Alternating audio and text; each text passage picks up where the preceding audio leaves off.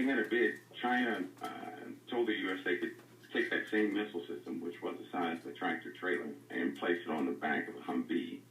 And so after some time, that's exactly what they did with the same yield, the same specs and everything. So China is quite good at making things like that. So also, they... Go ahead. In our military technology, we had quite a few Chinese-made processors and integrated circuits and so forth in them. For the last 6 years, we've been replacing all their technology with U.S.-made technology. And I believe the current rating is about 90% of those processors have been replaced. Now, that still leaves 10% they have a kill switch to, but 90% of those chips have been replaced, and a lot of that was due to companies like Freescale Semiconductor. So America was buying their microchip sensors from the Chinese, but since companies like Freescale come along with a better and improved technology, and also the fact that we could keep that sheltered away from the Chinese and the Russians, that we would shift over to use our own stuff as a way of defense so that they wouldn't have access to it. Am I correct? Correct, because there was, about 3 years ago, malfunctions began to happen. Drones were flying themselves and deviating from paths and so forth, and missiles would not fire, and all sorts of systems were failing. In 100% of those systems, the microprocessors on board and the microcontroller units were made in China. And so we had to go back and begin the replacement process. And the defense electronics industry took on board, of course, Freescale Semiconductor is a very mature company concerning the Department of Defense, but they took on the better half of the task to start replacing that. And it's just curious that some of their senior engineers were on board that aircraft. Very curious. Let me ask you a question. Is it possible, all right, so you did say we have the capability, Chinese have the capability for sure, to blow a plane out of the sky and completely disintegrate it to where there'd be nothing left. You already know that's possible, that, I mean, actually, it can be done without question. So then the next question is this: is it possible to hijack a plane, shut off all sensors, and land it in the jungle somewhere and put it under an underground hangar, camouflaged, to do interrogation to people on the plane? For instance, 20 highly,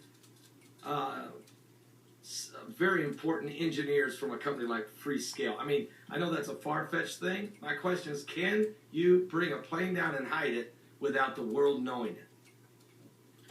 Actually, that's very possible. I mean, if the transceivers were turned off and if the bounce technology or RF bounce systems were turned off, they wouldn't be able to detect where it was going. Certainly because of the area it went down in, would interfere. If they turned up their transmission ratio on their detection systems, it would effectively nullify part of our detection systems. And, yeah, it could disappear. And I'm not saying hijack. I'm not even going to say hijack. The guys flying the plane could be in on the whole deal, because doesn't Malaysia have a very good relationship with China? Yeah, they do, and actually it's quite a few in Vietnam. If people would look at Vietnam, Malaysia, and those places like that, you have airfields that are still there from a long time ago. Very lengthy airfields that were made for very large cargo craft to land in. So it's possible. It's very possible. But you will notice that this crash is not your ordinary crash, because now military assets are being deployed for some type of search. So foul play could be involved, and the U.S. could be in question as to who is responsible. And when you say that, you know that it has to be something that it's highly classified information, no doubt was involved in this, within the intellectual property of the people on the plane, that when the defense gets involved, then there's things they want to protect. They're searching desperately for the plane. There's 12 nations searching for the plane, for the fuselage somewhere in the bottom of the ocean. There's maybe vital information there that they want to make sure they retrieve. Or if the plane was actually stolen, landed in the jungles of North Vietnam, and hid in an underground hangar, so that the information that these 20 individuals have knowledge to could be extracted from them one way or the other. I would think it would make sense too that the military of the United States would be there sweeping the area, trying to figure out where that could be. Is that a possibility? That is. It's a good possibility. And the reason why, if someone were to get access to how these devices actually work, they could effectively disarm a lot of weapons systems. Mm-hmm. In fact, they could just turn our weapons systems off, and so it's really a issue for national defense right now. So is Freescale a contractor of the United States National Defense? Is that who their primary customers are? They sell these microchips or different versions of microchips all over the world, but are they a contractor of the U.S. government? Yes, they are. They're also responsible for the cell phone infrastructure that we currently use. And so these guys are embedded all over the place. And in fact, if their trade secrets were to ever be exposed to another country or something like that, they could really hurt the United States and other countries who also have that same technology. All right, so Mike, here you are. We're talking about, did the plane get shot out of the sky? Or first of all, did the plane just crash? Yes, that's possible, and you say it could crash and no debris. Did I ask you that question? Could the plane go down and hit the ocean and there not be any debris on the water? I think they would find it. If it hit the water, I think it would be detectable. They have sweep systems where they can tell.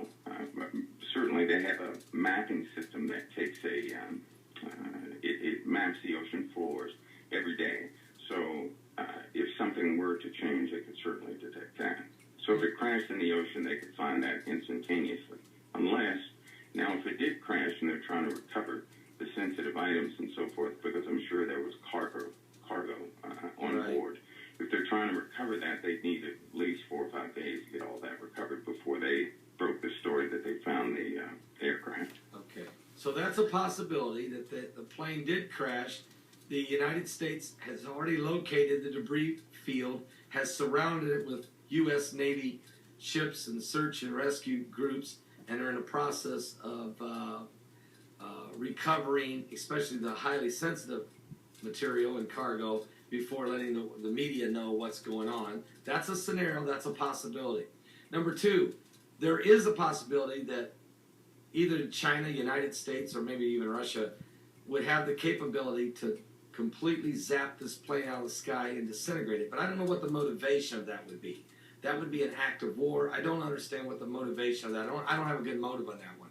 And number three, the fact that the plane could actually have been hidden, landed in the jungles of North Vietnam or even in China, and is hid away, and then the information, the cargo in the plane, as well as the highly sensitive information that these 20 individuals have, the intellectual property, could be being extracted from them, and that could be another way of doing it. So those are the three. To me, I don't know if there's any other options. Is there, Mike? Well, I tell you what, due to the, it costs money to send out military assets, so you know it's not a simple scenario. They normally don't deploy subs and so forth and ships just to look for downed aircraft like that. Normally they do pick it up within the first 12 hours, even maybe the first 6 hours, and identify it. But now we have assets out there. And tensions will, if not done carefully, tensions will rise. But I believe that they're trying to, without having all the details of it, it would appear that they're trying to protect and recover should it reappear, and search for any foul play that may be at hand. They're not going to just outright say that foul play could be at hand,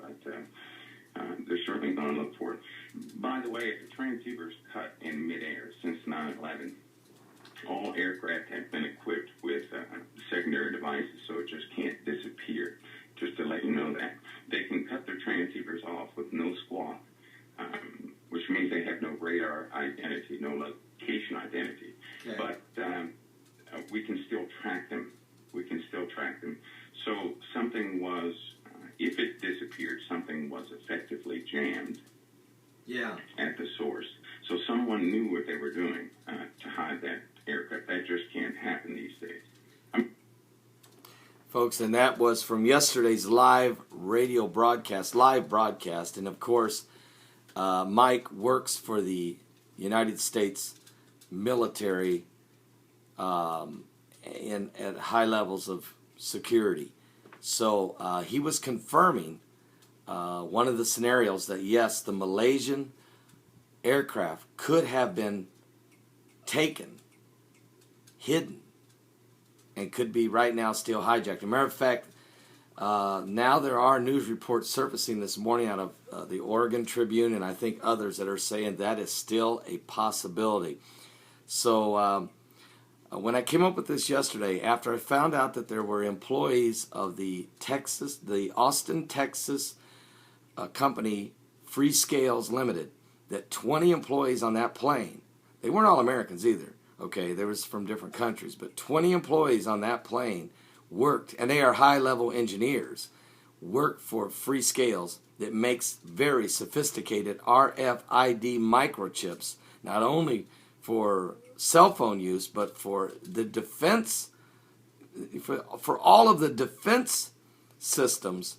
Then you have to ask yourself, is that plane crashed, or is that plane in the possession right now of China, either in North Vietnam jungles, hid in an underground hangar, or maybe even in China itself? We don't know. That is still a possibility. I'm Pastor Paul Begley. We'll be talking about it more today, as well as other current world events like the Ukraine, Israel striking Gaza, the war in Syria, earthquakes again, another strong earthquake hit today at 6.4, and just so many more other current world events as it relates to Bible prophecy. If you want to watch this show, you can at livestream.com or at newlivestream.com or at my website, www.paulbegleyprophecy.com, or you can listen to it on Blog Talk Radio on The Coming Apocalypse, which is my show, or on your cell phone. If you just dial the number, you can listen, or you can listen to the whole 3 hours on your cell phone by dialing 347-324-5208. God bless. We'll see you later this afternoon from 12 noon to 3 p.m. Eastern on The Coming Apocalypse.